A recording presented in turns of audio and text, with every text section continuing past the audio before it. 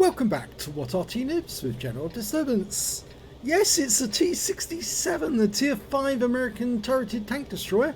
It's located on the northeast board of Karelia, and this one is under the command of ProvoBob. Yes, he's in action again in the T67, but this battle took place a year and 3 months ago. Yes, it was back in 2020 that he played this game. 15 months ago.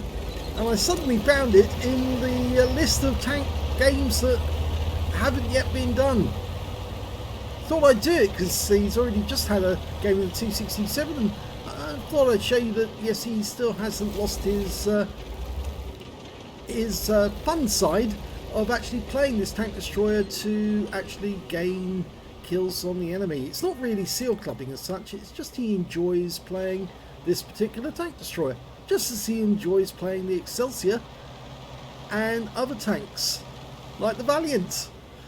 Mind you, he's got 3 marks on his Valiant, and well, it won't be long before he gets 3 marks on some of these other ones as well. BT7 long range shot. Wow, that was fairly accurate.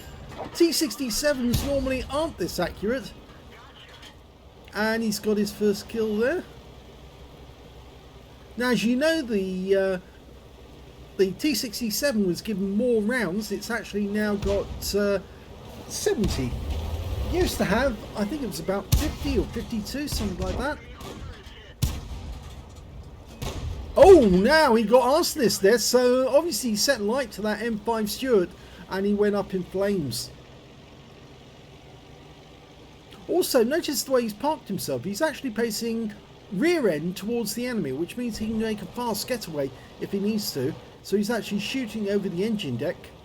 But of course that reduces the gun depression naturally, because of course the gun can't depress over an engine deck because well, it's at 90 degrees, isn't it, to the turret. So you don't get as much gun depression over the front, over the rear arm, but you do get some over the front.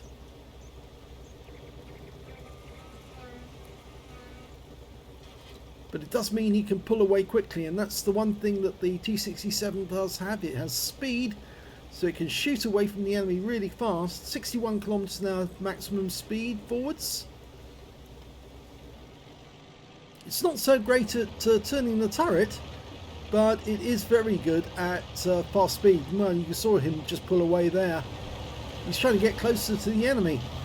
Well, we just saw an enemy M4A1 go up, taken out by our M10 RBFM.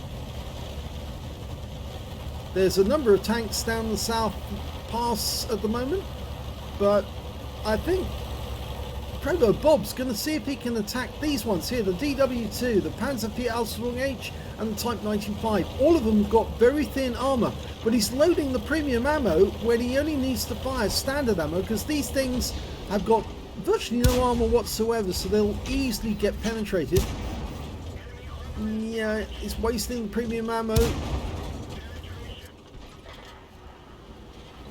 No, they didn't change the alpha in the meanwhile, so it's still got the same damage. 115 alpha, 177mm with the premium, and with the AP he can do 128mm. Just about everything that's in front of him can be penetrated by these rounds, the standard rounds.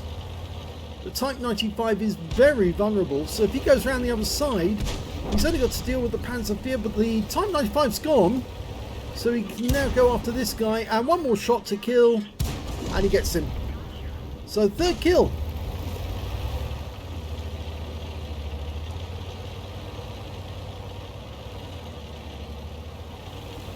Now it's more than likely there's some enemy looking in this direction, having seen their colleagues get killed. They're probably waiting for somebody to come out this pass and then to unload on them. He's letting the BDR go first, or as Klaus would say, let Mikey go first. Yep, let your friends go first and discover where the enemy are, and then you can take care of them from long range.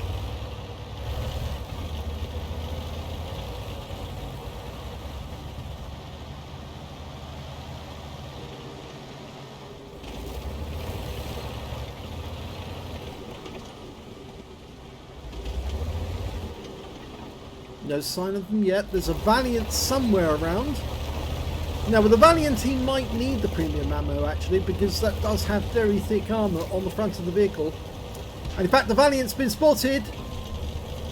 He's not going for him. He's letting his teammates go for them instead.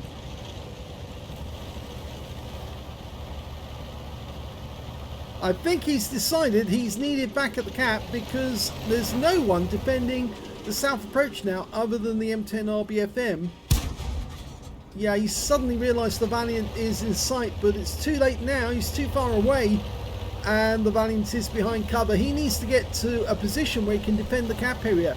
I would actually go straight towards the M10 and then take up a position a little further along from the M10, let the M10 protect me, just in case the enemy broke through.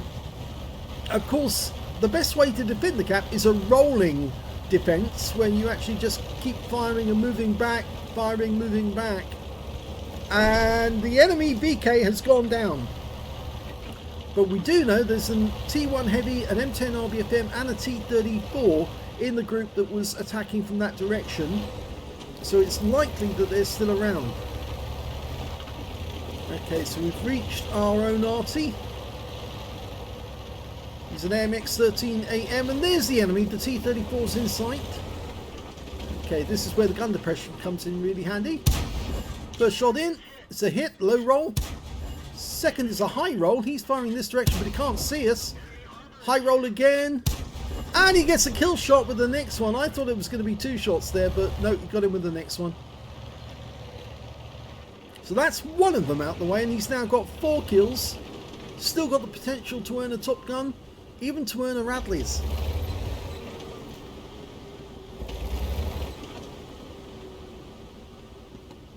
Come out, wherever you are. Nope, they don't want to reveal themselves. It could be that they are sitting way back. In fact, actually, it looks like the Hetzer is and their M41 HMC are defending their cap area. We're 2 up on the enemy at the moment. They dealt with the Valiant. Okay, the T1 Heavy did go back to the enemy cap.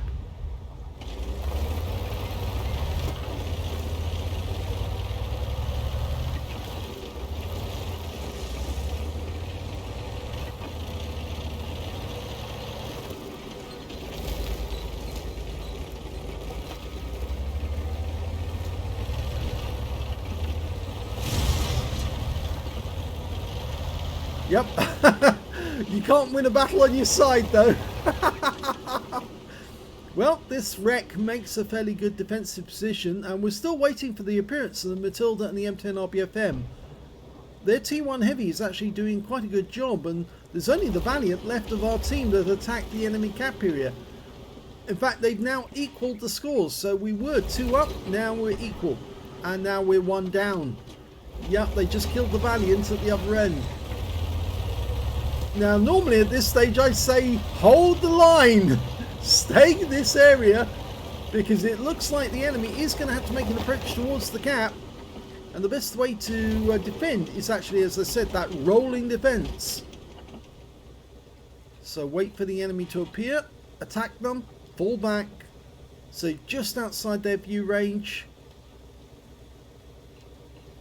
and then fall back to another defensive position after that.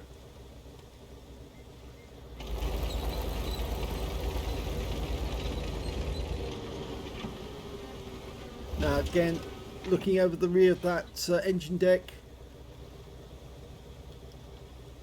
he had to back up a bit because of gun depression.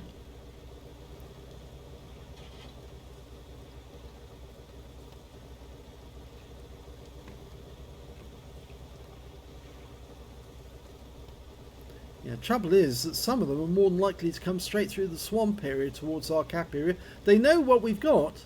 And they know that the 2 tank destroyers on our team are probably the most lethal tank destroyers at this tier level. Yes, a Hetzer does have that big derp gun, but it's the sheer fire rate of a T67 and an M10 RBFM that conquers most tanks. Nobody appeared round this corner yet. The M10's chosen to go up to the north. Probably not the best decision, but from this position here, ProvoBob can probably see the enemy if they do come through the swamp area. He'll probably get sight of them just before they start moving across that gap towards the cap.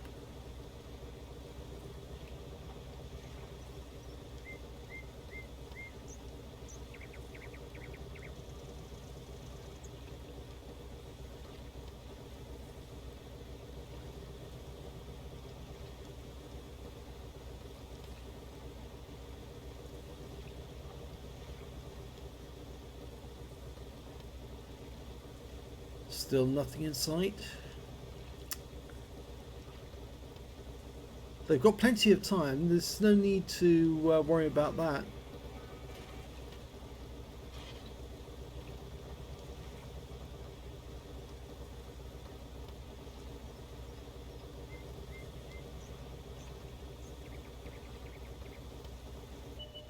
Ah, here comes the Hetzer. And he missed him because he actually did have good camo. He's got one round in and the Hetzer can't really respond, so he's actually deciding to move. He stopped at that spot there, but he's still vulnerable because, of course, ProvoBob is behind the mound. So the Hetzer can't get a decent shot and he's out the game. And we did lose... No, we didn't lose anyone actually there. I was thinking for a second we'd suddenly lost someone, but we did go one down when the Valiant died. But he's decided to fall back. And that's a decent decision, as you saw that happen in another battle recently. And he's employing the same tactics, but he did so last year, of course, when this game was played. So whoever comes down that route next time, probably a Matilda or the M10 is going to be looking to that mound to try and spot ProvoBob, but he's not there anymore. And they might try to waste ammunition just blind firing that spot.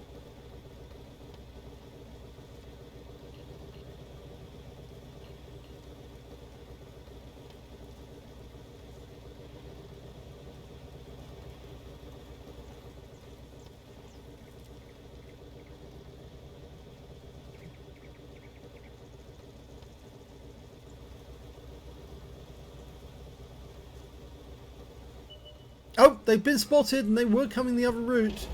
And the T1 Heavy is still fairly healthy. The M10's doing what he can. I would suggest the best thing he can do now is to skirt around the front end of the cap area, come up behind the T1 and actually give him a few rounds up the rear.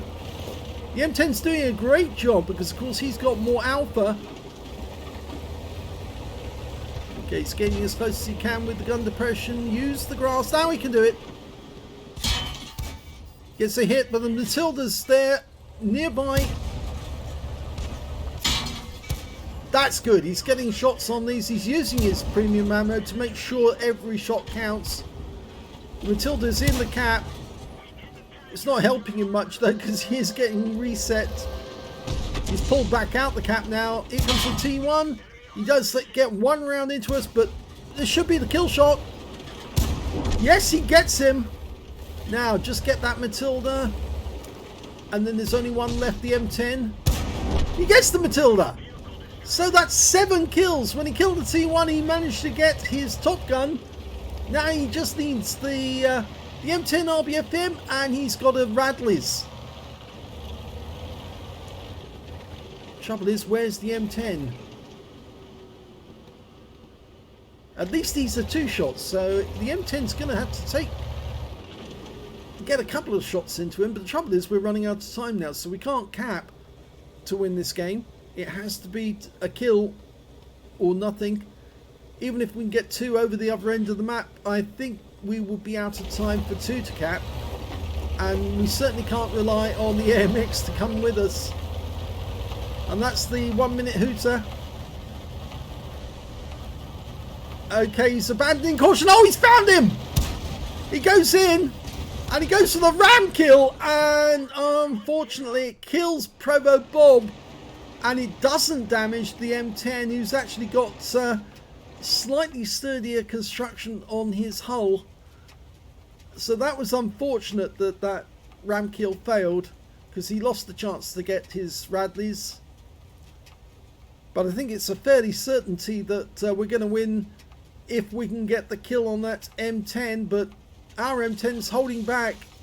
So it's either that, it's a draw. And the M10's coming, but I think he's run out of time.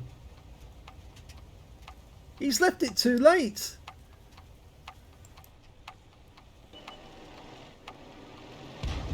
And that's it, the clock's run out, it's a draw. Well, despite the fact that he did a heroic attempt to try and kill the M10 right at the end, he threw caution to the wind to drive out and see if he could find the M10. He did find him. Unfortunately, he was just way too close and, well, ProvoBob tried to ram him, and the T67 really isn't designed to ram because it's a very lightweight hull and the M10's a little more sturdier. So, yes, he got a first-class tanker out of that draw. He also got an arsonist because he sent light to one of the enemy tanks, the M5 Stuart. He burned up. A duelist for taking down 2 tanks who damaged him. A fire for effect for doing more damage than the hit points to his own vehicle. And a bruiser medal for getting at least 5 critical hits. He got 10 in total. He got a high caliber for dealing the most damage in that game, as well as the Top Gun for getting at least 6 kills. In fact, he ended up with 7, just 1 short of getting a Radley's, which is crying shame really, because it would have been nice if he got that. But look at that win 8, 13,375, a very good total on the win 8. Shows the Super Unicum and quite a bit more. And it was a very brave effort at the end to come out and try and find the enemy, find out where they were. He did get the highest damage in the game with 2,579. The second highest was the M10 RBFM on the enemy team, the one he actually ran into. That was Wally, by the way. And the third highest damage was the BDR-G1B on his own team with 2,176. When it came to kills, it was highest for ProvoBob with 7. 1 short of carrying the stupids, you might say, because that's getting more kills than everyone else on his team combined. And winning the game, and 5 kills for the M10 RBFM, the one that killed him. He actually gets ProvoBob as a ram kill at the end, because of course ProvoBob ran into him, but ProvoBob died. And 4 kills went to the BDR-G1B. When it came to base XP, it's actually ProvoBob who wins with 687, so he's got the top in all 3 columns, but only just, because the M10 RBFM got 671, and the next highest after that was the BDR-G1B with 598. He fired 31 rounds, 25 direct hits, 23 penetrations, 2,579 hit points, of which 548 were at more than 300 meters. 4 hits received, or 4 penetrations, whereas you know this vehicle doesn't have much in the way of armor. 9 enemy vehicles damaged, 7 killed, and he earned actually a loss because of all the premium ammo he fired. 35,937 credits loss, and 1,603 XP earned as well. So it was a good game. A nice try at the end. He might have been able to get it, but he didn't. And, well, better luck next time, Bob. I hope you enjoyed that replay. If you did, please give this video a like. Do subscribe to our channel. Leave a little comment down below because it feeds the algorithm. And of course, please do let other people know that our channel exists, and that we've got another one called The General, where they can watch pool medals winning games. And we're actually getting comments now from people who've actually seen their own replay in our channel, and they're thanking us for actually doing it so other people can see what they did. Thanks for watching.